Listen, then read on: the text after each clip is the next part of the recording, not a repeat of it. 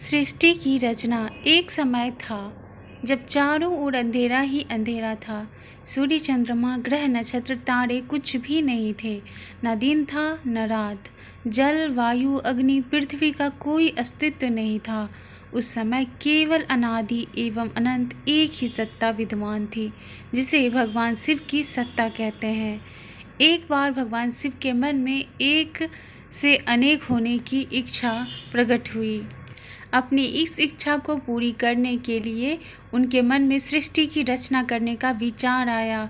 इसलिए उन्होंने अपनी इच्छा को पूरा करने के लिए अपनी दूसरी शक्ति अंबिका को प्रकट किया और बोले, संसार की रचना के लिए अब हमें किसी दूसरे पुरुष का सृजन करना ही होगा, जिसके कंधे पर हम संसार को चलाने का भार सौंपकर इस भार से मुक्त हो जाएं और आनंद पूर्वक विचरण करें।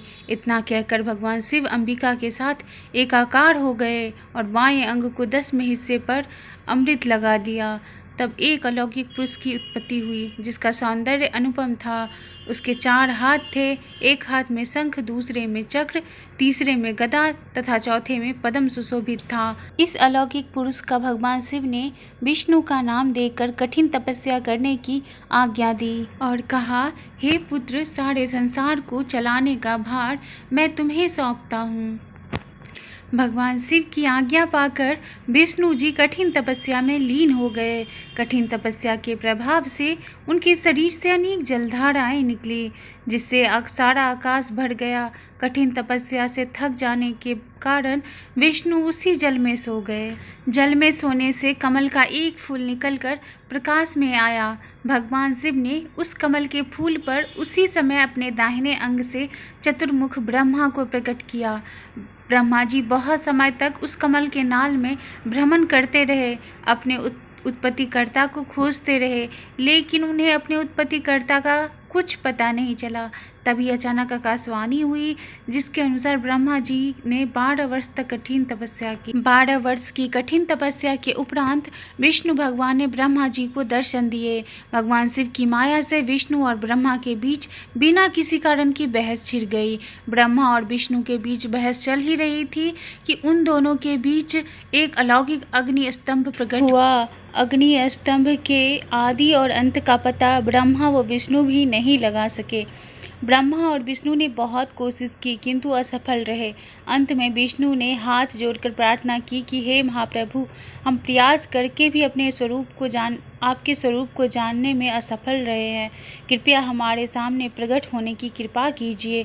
भगवान विष्णु की तपस्या से प्रसन्न होकर भगवान शिव ने प्रकट होकर उन्हें दर्शन दिए और कहा, मैं तुम दोनों की भक्ति और कठिन तपस्या से बहुत प्रसन्न हूँ। मैं संपूर्ण संसार का भार तुम्हें सौंपता हूँ।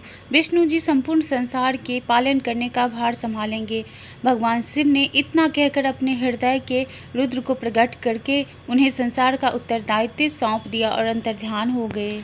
यद्यपि ब्रह्मा जी ने अपने कार्य का प्रारंभ मानसिक सृष्टि से किया, किंतु अपनी मानसिक सृष्टि विकसित न होने के कारण वह बहुत दुखी थे। तभी आकाशवाणी हुई और उन्हें मैथुनी सृष्टि के प्रारंभ करने की आज्ञा मिली, क्योंकि तब तक नारियों की उत्पत्ति नहीं हुई थी। ब्रह्मा जी ने शिव से आशीर्वाद प्राप्त किए बिना मैथुनी सृष्टि का प्रारंभ करना ठीक नहीं समझा। एक बार फिर से ब्रह्मा जी ने कठिन तपस्या करनी आरंभ कर दी। उनकी भक्ति से प्रसन्न होकर शिव ने अर्धनारीश्वर रूप में दर्शन दिए। भगवान शिव की अलौकिक विग्रह को देखकर ब्रह्मा जी ने उन्हें प्रणाम किया। उनकी तपस्या से प्रसन्न होकर भगवान शिव ने कहा, तुम्हारी इच्छा अवश्य ही पूरी होगी। इतना कहकर उन्होंने उमा देवी को अपने शरीर के आधे भाग से अलग कर दिया। तब ब्रह्मा ने उनकी शक्ति को श्रद्धा व भक्ति से प्रणाम करके अपनी इच्छा व्यक्त की और विनती करते हुए बोले कि वे उनके पुत्र दक्ष की पुत्री के रूप में जन्म लेकर उन्हें कृतार्थ करें। इसके बाद तथास्तु कहकर उमा देवी भगवान शिव के शरीर में प्रविष्ट हो गई और भगवान शिव भी अंतर्धान हो गए। इसके बाद ब्रह्मा जी बिना किसी कठिनाई के मैथुनी शक्ति का विस्तार करने में लग गए। तो बोलो हर हर महादेव।